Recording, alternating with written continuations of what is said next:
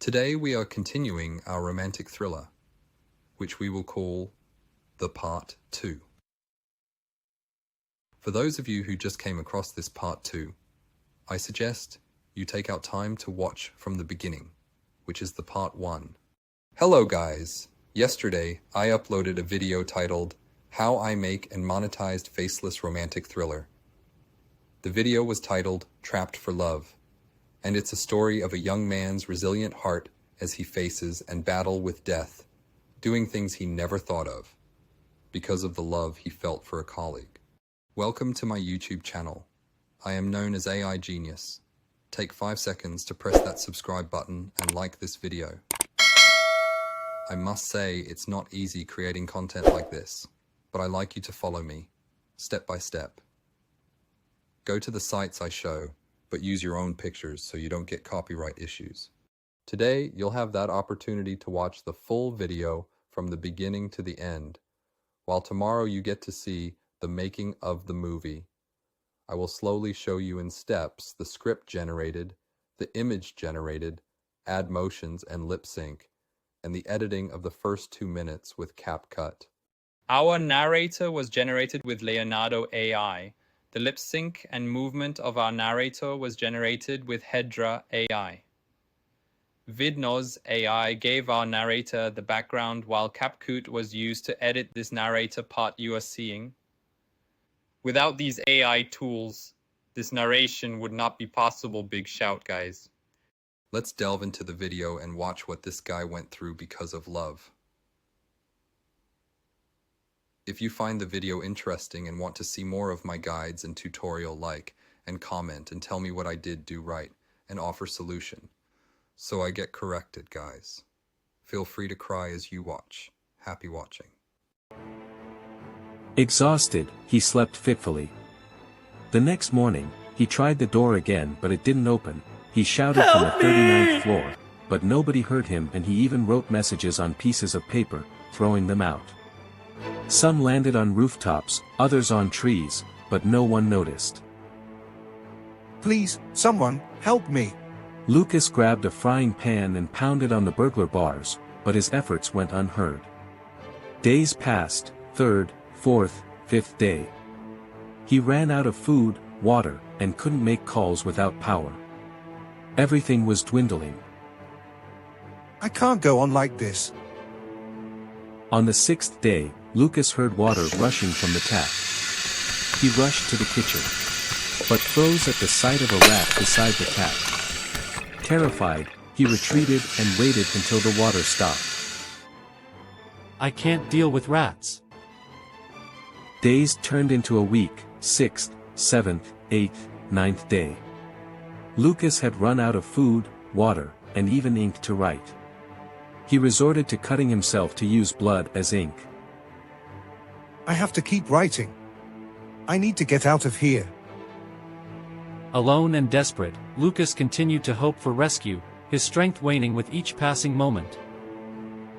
Lucas tied his clothes into the word help on the burglar bars and waited until nightfall. He set his clothes on fire, hoping someone would see the flames, but no one came to his rescue. Desperate and weakened, he grabbed the mattress, chair cushions, and set them ablaze, but still, no one noticed. Why can't anyone see me? Overcome by smoke and fatigue, hunger and thirst gnawed at him. He collapsed as if dead, his eyes shut tight. In his delirium, he began to hallucinate. A cockroach resembling a chicken seemed to taunt him. I must survive. I can't give up. Suddenly, a sound pierced through his haze. It was rain. Lucas stirred, revitalized by the sound. He rose, stretching out his hand to collect rainwater to drink. The coolness was soothing, refreshing his parched throat. Remembering a pot, he filled it with rainwater and poured it over himself, bathing away the grime and fatigue. I won't die here. His strength renewed, Lucas shouted back to life, I will not die. He took charge, thinking clearly again. He filled the bathtub with rainwater, storing it for drinking and bathing. With each passing moment, the walls of his newfound haven seemed to close in, a relentless reminder of his isolation. A glimmer of hope emerged, a beacon of salvation in the form of relentless downpour, cleansing the wounds of despair with its tender touch. Renewed by the life-giving embrace of nature, Lucas summoned the strength to rise from the ashes of despair, to shatter the shackles of his confinement with unyielding determination. With every fiber of his being, he etched his defiance upon the iron bars of his prison, a testament to the indomitable spirit that burned within him. Hours turned into days, and Lucas meticulously planned his escape. He observed the patterns of light and sound, he listened for any signs of life outside the abandoned building. Through the relentless rain and the darkness that surrounded him, Lucas found clarity. He strategized, tapping into every ounce of resourcefulness and resilience he possessed. With each passing moment, his resolve solidified.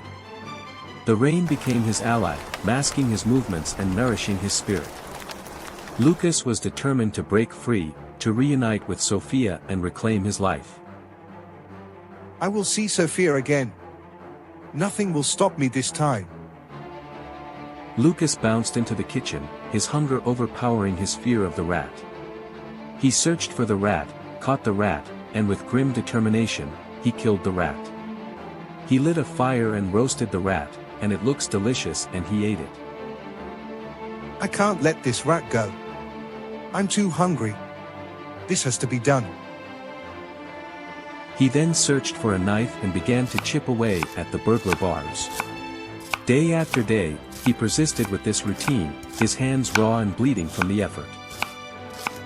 On the third day of his relentless efforts, a girl named Emily picked up one of the papers that Lucas had used his blood to write on. Excuse me. She read it with intrigue and started walking towards his building, following the directions on the paper. Lucas felt a surge of hope, but remained hidden. The girl approached the security guard and asked if anyone was on the 39th floor. The guard, dismissive, replied that no one had entered the building. Undeterred, she showed him the paper, but he simply waved her off. Unconvinced, she left the building, only to return moments later with renewed determination.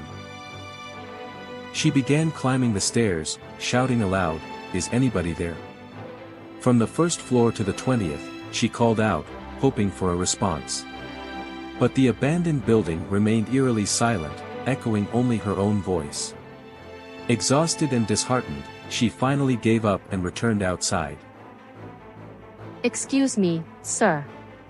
Is anyone on the 39th floor? Nah, no one's been up there. This building have been empty for years. I found this note. It says someone's trapped up there and needs help. Probably just some old junk. People write weird stuff around here all the time. But what if someone is really up there? Can't you check?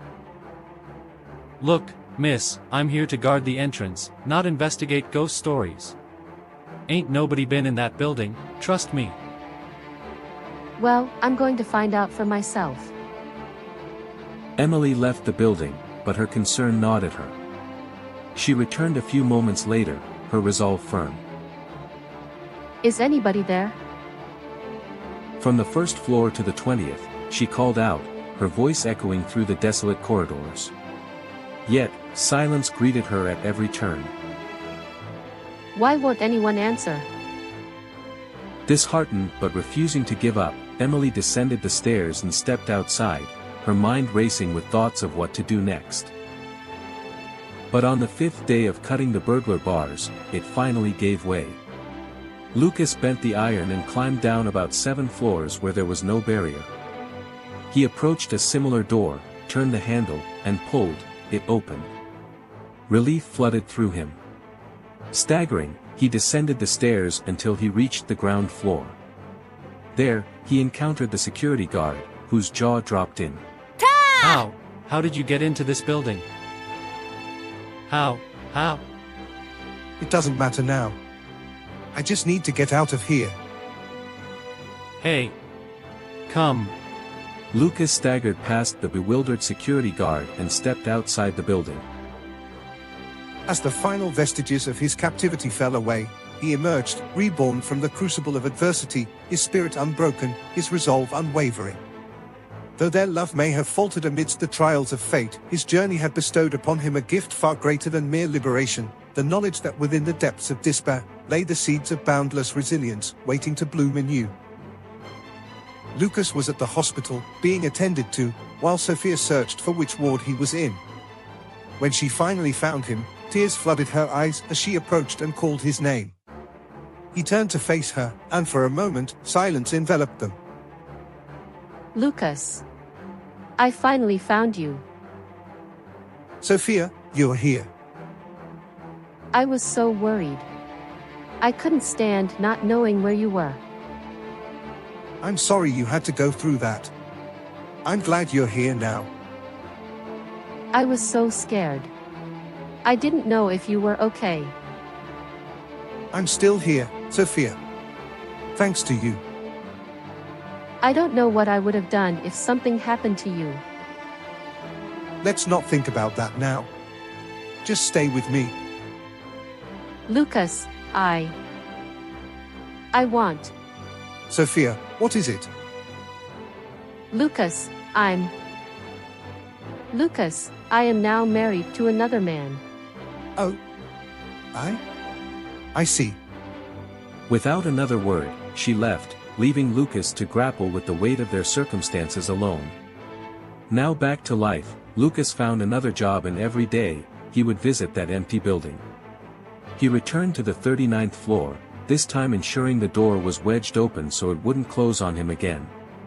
He looked at the burglar bars he had cut through to set himself free from the trapped room. Yet, despite everything, he continued to visit the empty building.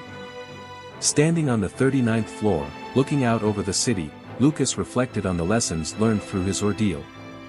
He realized that sometimes, the greatest challenges in life are the ones that test our spirit and resilience the most. His experience taught him the value of perseverance, of never giving up even in the face of seemingly insurmountable odds. Each visit to the building reminded him of the strength he discovered within himself, the strength to endure, to overcome, and to rebuild. As he stood there, he knew that while his journey had been fraught with pain and heartache, it had also gifted him with a profound understanding that true freedom comes from within, and that the scars of our past can become the foundation for a brighter future. With this newfound wisdom, Lucas looked out at the cityscape before him, his heart filled with hope and gratitude for the life he had reclaimed.